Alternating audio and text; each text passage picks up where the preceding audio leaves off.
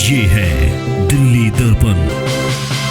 नमस्कार दोस्तों, आप देख रहे हैं दिल्ली दर्पण टीवी और मैं हूं राजेंद्र स्वामी। दोस्तों, दिल्ली दर्पण टीवी की एक और खबर का असर हुआ है।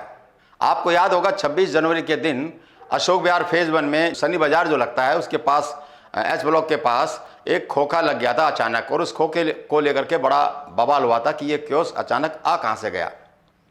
उसके बाद स्थानीय लोगों में चर्चा हुई, शिकायतें हुई। स्थानीय निगम पार्षद थे लोकल योगेश शर्मा, वो भी पहुंचे। वीना सीजा थी, उसने भी हैरानी जताई। कुछ लोग आए थे कहने के लिए कि वहाँ पर एक अनलीगल खोखा लगा है और मुझे इसके बारे में संज्ञान भी नहीं था। तो अगर ऐसा हुआ है तो मैं अपने अधिकारियों से भी बात करूंगी और इस मामले में मैं डीसी तक भी जाऊंगी। मैं अपने वार्ड के अंदर भ्रष्टाचार नहीं होने। लेकिन उस सब के बावजूद भी वो खोखा लगभग 1.5 महीने तक वहीं पड़ा रहा। हालांकि खबर दिखाए जाने के तुरंत बाद उसमें एमसीडी हरकत में आई और उस खोखे को सील कर दिया गया था। सील करने का मतलब साफ है कि कहीं ना कहीं वो सस्पिशियस था, पहली नज़र में लग रहा था कि गलत है, और उसको छुपाने के लिए या उसको टालने के लिए उसके ऊपर सील लगा दी गई और साथ ही साथ एक नोटिस चस्पा कर दिया गया कि अगर इस खोखे को 48 घंटे के अंदर अंदर इसके दस्तावेज नहीं दिए गए तो इसको उठा लिया जाएगा। लेकिन इसके साथ साथ चर्चाएं ये भी चल रही थी कि क्या सचमुच में इसको उठा लिया जाएगा। जो जानकार हैं, जो इस तरह के जो माफिया पनप रहे हैं, बहुत सारे लोग इस बात को कहते भी हैं कि अचानक जो केशवपुरम जोन है इसके आसपास अचानक एक माफिया ऐसा काम कर रहा है जो पुराने लाइसेंस होते हैं उन लाइसेंसों को उसके साथ छेड़छाड़ करके कुछ ट्रांसफ़र दिखा करके और जो इस तरह के कियोस्क है, खोखे हैं, वो लगवाए जा रहे हैं। बहुत मोटी रकम आपस में बंदर बाट करके बांट ली जाती है, और वो कागज़ इस तरह के नकली होते हैं कि उसको देख करके असली कागज़ भी शर्मा जाए। लेकिन कुछ पेपर ऐसे भी होते हैं जो पहली नज़र में नकली लगते हैं, जैसा कि अशोक विहार में हुआ। तो जब ये हंगामा हुआ तो बड़े दावे के साथ योगेश वर्मा हैं, वो जोन के चेयरमैन भी रहे हैं, उन्होंने भी ये कहा कि इस खोखे को हर हाल में हटाया जाएगा, नहीं तो इसको यहाँ तोड़ दिया जाएगा। तो इस तरह की मांग भी की थी और उसके बाद चर्चाओं का बाजार ये गर्म हो गया था कि क्या वो उस मजबूत माफिया के आगे क्या ये खोखा ये उठ पाएगा उसके होते हुए। तो एक तरह से बहुत से लोगों ने तो सट्टा भी लगा लिया था, ये शर्तें भी लगा ली थी कि ये खोखा हटेगा या नहीं हटेगा।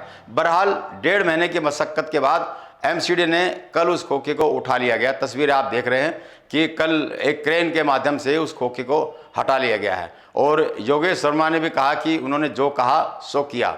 तो खुशी तो जता रहे हैं उसको, लेकिन बड़ा सवाल ये है कि क्या ये केवल एक ही खोखा था उस इलाके में।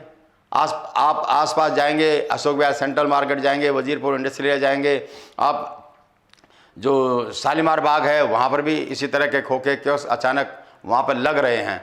तो ये जो माफिया काम कर रहा है, क्या वो उस पर कोई विराम लग पाएगी, तो एक बड़ा सवाल है। और सवाल खासकर जो केशवपुरम जोन है उस पर इसलिए भी उठ रहे हैं कि बात केवल खोखे की नहीं है। जो लाइसेंसिंग डिपार्टमेंट के लोग होते हैं जम करके रेडी पटरियाँ लगवा रहे हैं, जहाँ मर्जी से उठा रहे हैं। इवन बड़े बड़े जो ऑर्गेनाइज क्राइम है उनकी तरफ तो नज़र उनकी जाती नहीं, लेकिन जो छोटे मोटे जो दुकानदार होते हैं उनको वो तंग करते हैं, किसी को लगाने देते हैं, किसी को उठा लेते हैं। पूरा ध्यान जो उसकी कागजी कार्रवाई होती है उठाने और लगाने की वो चलती रहती है।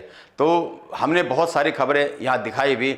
आप अशोक विहार फेज़ 2 की जो मार्केट है, जो बिल्कुल सत्यवती कॉलेज के ठीक सामने की मार्केट है, वहाँ शाम होती तमाम जो पटरियाँ हैं वो ढाबे वाले उस पर कब्जा किए रहते हैं। आप मेन रोड पर जाएंगे, जो अशोक विहार फेज़ 1 फेज़ 2 का जो फेज़ 3 का जो रोड है, सत्यवती कॉलेज के सामने पानी की टंकी वाला जो रोड है, कितनी बड़ी संख्या में वहाँ जो कार डीलर बैठे हुए हैं, पूरी सड़कें घेर के बैठे हुए हैं, लेकिन उन पर कोई कार्रवाई नहीं होती। सबसे बड़ा सरदर्द अगर पूरे इलाके में अगर जाम की स्थिति बनती है तो इसी वजह से बनती है कि जो तमाम जो पटरियाँ हैं उन पटरियों पर अतिक्रमण अवैध कब्जे हैं, और उनकी वजह से जो पैदल चलने वाले लोग हैं वो सड़कों पे चलते हैं, तो कहीं ना कहीं ट्रैफिक भी बाधित होता है। तो कुल मिलाकर के कॉस्मेटिक्स कार्रवाई होती है, और वो भी अगर कोई बड़ी कार्रवाई होती भी होगी तो वो तब होती है जब कोई बड़ा प्रेशर बन जाता है, जैसे इस अशोक विहार फेज़ 1 का जो खोखा हटाया गया है इस मामले में हुआ। लेकिन पूरे जोन में आप जहाँ कहीं जाओगे, किसी भी डिपार्टमेंट में जाओगे, आप देखोगे कि अगर सफाई कर्मचारी हैं तो आपको अगर 100 सफाई कर्मचारी कहीं काम कर रहे हैं तो आपको बामुश्किल 20-25 मिल जाएंगे और बाकियों की तनख्वाह जेब में आपस में बंदरबाट कर ली जाती है और वो कुछ और काम कर रहे होते हैं। इसी तरह आप देखेंगे जो अवैध अतिक्रमण और जो अवैध निर्माण है उनकी एकदम बाढ़ सी आ गई है। पूरे जो दस्तावेज है, शिकायतें हैं, उन शिकायतों का अंबार है पूरा का पूरा कि किस तरह वजीरपुर इंडस्ट्रियल एरिया में बिना जो सैंक्शन प्लान के बिल्डिंगें बन रही हैं, अवैध निर्माण हो रहा है, पूरी तरह से अवैध निर्माण हो रहा है और उनकी शिकायतें होती है, सबूत समेत होता है, लेकिन उसके बावजूद भी उन पर कोई कार्रवाई होती नहीं है। तो कुल मिला के जो चमड़ी है भ्रष्टाचार की वो इतनी मोटी हो गई है कि वो छोटी मोटी शिकायतों की सुई से हिलती नहीं है। वो जब तक कि कोई बहुत बड़ा उस पर आंदोलन ना खड़ा हो जाए, जब तक कि मामला कोई कोर्ट में ना चला जाए, तो उन सब के बावजूद अगर कुछ हिलता हुआ नजर आता है तो आता है, लेकिन निश्चित रहते हैं ये कि उन्हें पता है कि ज़्यादा से ज़्यादा क्या हो जाएगा, ज़्यादा से ज़्यादा ट्रांसफ़र हो जाएगा। ट्रांसफ़र कोई सज़ा नहीं होती है, यहाँ नहीं तो कहीं और सही। और इसी तरह की जो शिकायतें हैं, जो हमारे केशवपुरम जोन के जो डीसी हैं संदीप गहलोत, बहुत सवाल उन पर उठ रहे हैं लेकिन कोई फर्क नहीं पड़ रहा। सब कुछ प्राइमा फेसी दिख रहा है, सबूतों के साथ दिखता है, लेकिन कोई सवाल नहीं उठा। और खबर तो यहाँ तक है कि इसी बात को लेकर के जो भी पीछे जो बाई इलेक्शन हुए थे उसमें जो निगम पार्षद जीत के आए थे वीना सीजा, अधिकारी उनकी जायज़ बातों को भी सुनते ही नहीं थे, फ़ोन ही नहीं उठाते थे। तो किस कदर माहौल एमसीडी का हो रहा है ये आप देख रहे हैं। तो फिलहाल लेकिन मैं इस बात से बड़ा खुश हूँ कि जनता ने उस वीडियो को इतना ज़्यादा शेयर किया कि वो चर्चा का विषय बना और मजबूरन उसको डिपार्टमेंट को उसको उठाना पड़ा। तो मेरी गुजारिश यही है कि जो भी कोई वीडियो इस तरह की करप्शन से रिलेटेड या पब्लिक सरोकारों से रिलेटेड जब हम वीडियो बनाते हैं तो उसका असर तब ज़्यादा होता है जब आप उसको ज़्यादा से ज़्यादा शेयर करें और उस आवाज़ को सत्ता के उस स्तर तक पहुंचाने की कोशिश करें जहां उसका समाधान संभव है। तो बहुत बहुत बधाई हो आपको और मैं ये गुजारिश करूंगा कि आप इसी तरह अपने मुद्दे हमें बताते रहें। हम उन मुद्दों को दिल्ली दर्पण टीवी के जरिए सत्ता के उस शीर्ष पर पहुंचाने की कोशिश करेंगे, उनका समाधान कराने की कोशिश करेंगे।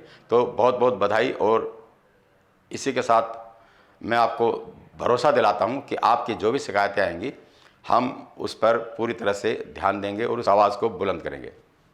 बहुत बहुत धन्यवाद। लेटेस्ट खबरों के लिए सब्सक्राइब करें हमारा YouTube चैनल या फिर लॉग ऑन करें www.delhidarpantv.com। खबरों की कवरेज और विज्ञापनों के लिए संपर्क करें।